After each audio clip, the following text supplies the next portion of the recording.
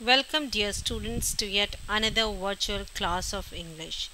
Today I am going to teach you a poem, a photograph written by Shirley Tulson. So, just have a look at the brief bio sketch of the poet.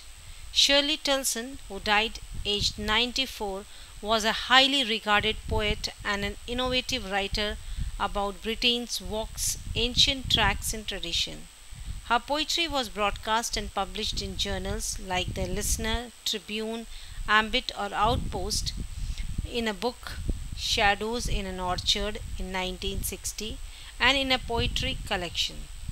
Shirley Tulson was born on 20th May 1924 in Henley on Thames, England.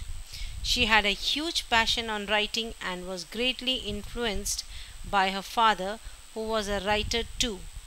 She secured a BA on literature from Brockenhurst College in London in the year 1953. Shortly, she took writing as a career but also served as the editor for many magazines in meantime.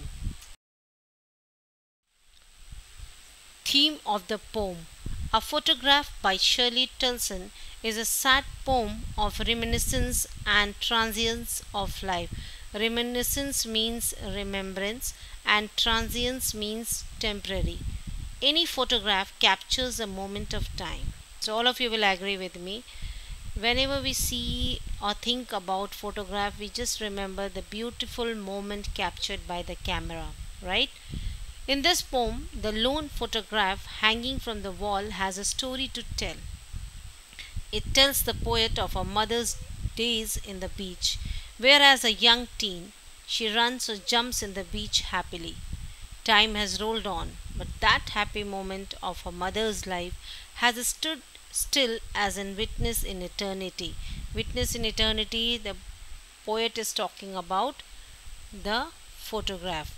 Her mother used to muse at the way her face has changed with time.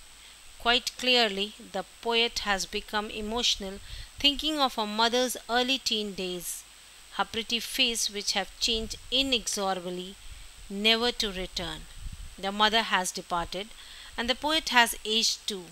Soon the time will come when the photograph will be consigned to scrapyard, wiping out any trace of two generations of a happy family. So, title of the poem.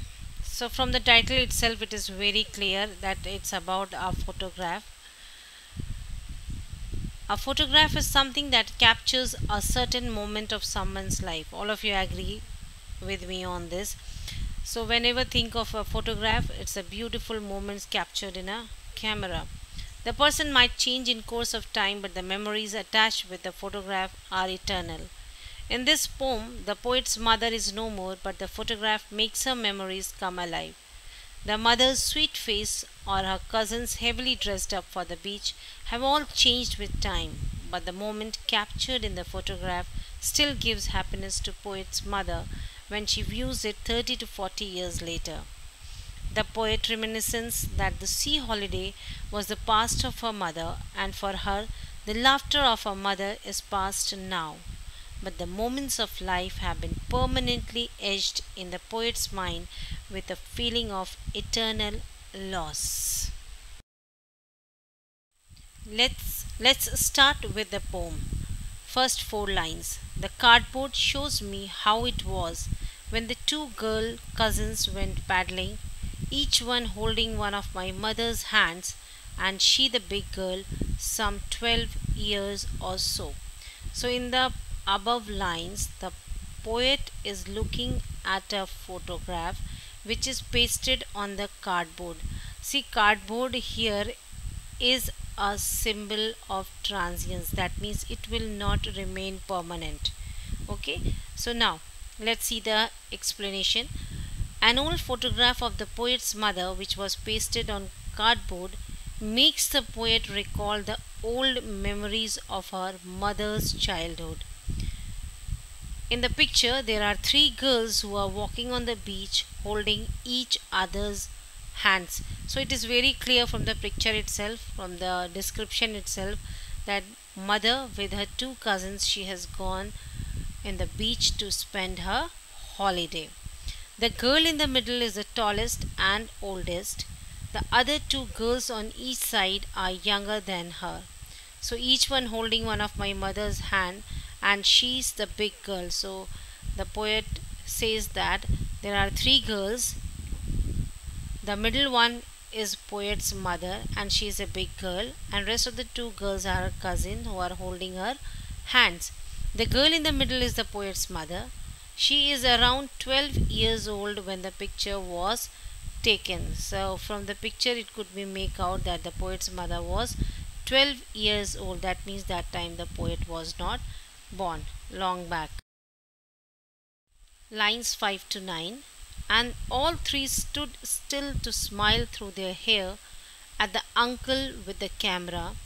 A sweet face, my mother's, that was before I was born, and the sea, which appears to have changed less, washed their terribly transient feet. So from the in the picture, all three girls are standing still in the sea. They are ready to smile. They are smiling because their uncle is capturing their photograph. Now let's see the explanation. In the above lines, the poet describes how the photograph was taken. The poet Shirley was not born then. The poet said that I was not born because her mother was 12 years old when the picture was taken. So the photograph must be decades old. The wind blows their hair onto their face. Since the weather was windy, so their hair was coming due to the cool breeze. The hair was coming on their faces, and through their hair they were smiling when they looked into the camera. The expression on the faces of the poet's mother and her cousins was that of happiness and enjoyment when their uncle clicked their picture.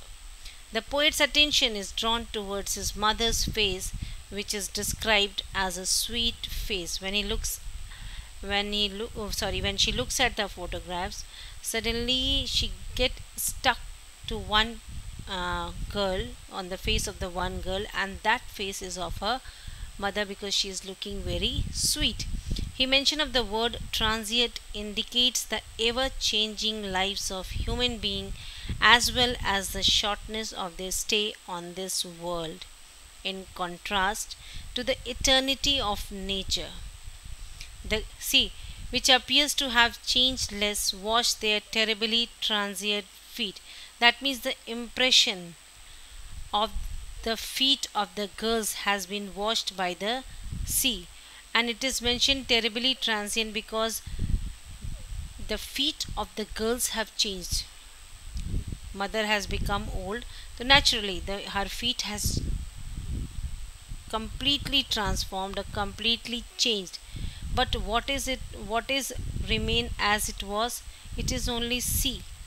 Sea has changed a very little, but rest the girls in the picture, their feet has been drastically changed.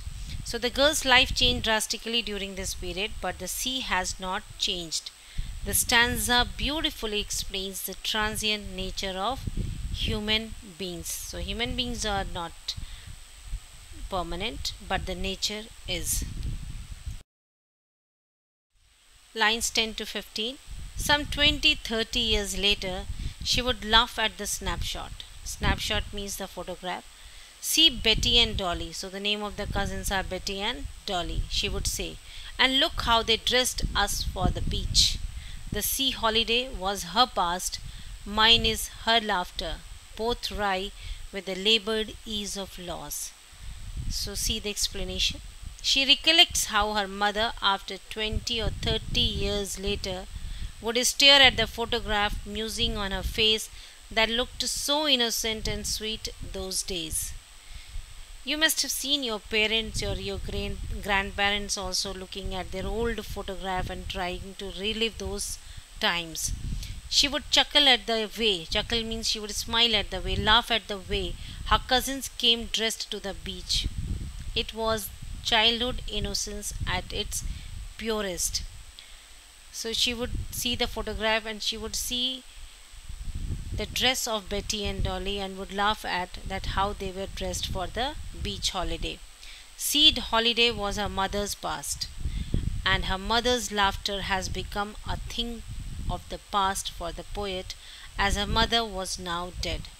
So her mother's laughter, the beach holiday, was the past of her mother. She cannot relive those things again, right? And her mother's laughter, that means the poet's mother's laughter, is the thing of past for her because her mother is dead and she could no more listen to her laughter or see her laughing. Both the women would think about those past memories which they cannot live again. See, both of them. The sea holiday was the past of grandmother. She cannot relive again. In the same way, laughter of poet's mother is a thing of past for her because she cannot see her mother laughing, cannot hear her laughter again. The words labored and ease are opposite to each other but describe the same entity, loss. See, labored ease of loss. They are very much pained by the loss, that they cannot relive those moments, but they have ease of loss means but they have accepted it with a pain that they cannot relive those past. Now line 16 to 19. Now she has been dead nearly as many years as that girl lived, and of this circumstances there is nothing to say at all. Its silence silences. See the explanation. The poet recalls that it is nearly 12 years since her mother died. See, it is very clearly given. Now she's been dead nearly as many years as that girl lived. That means when her age was 12 years, so she's talking about that. Now it's nearly 12 years that that her mother had died. The poet is consumed with grief but is left with no words to express her loss and pain. The poet is totally absorbed in memories of her dead mother. The painful silence of this situation leaves the poet speechless. The poet can feel the grief but is unable to express it through words. Its silences means the death of mother has silenced the poet. Now she doesn't have any words to explain those emotions, express those emotions. The silence caused by death means death of her mother, makes the atmosphere gloomy where no one is able to utter words. So this is the poem all about. It's about remembrance, it about transience, that human life is transient. It is not the human life is temporary, it's not permanent. And then through the photograph the poet tries to live the memories of a mother. See, poetic devices and literary devices are given, so please go through it, note it down, these devices either in your notebook or you mark it in the book itself and try to understand. Some of them you have already done. I think one or two you might not have done. If you are not able to get it, please feel free to ask on my personal WhatsApp number and try to do the question answers which is given there. Rest extra ones I will give you in the notes. Till then, have a great day. Take care. Bye bye.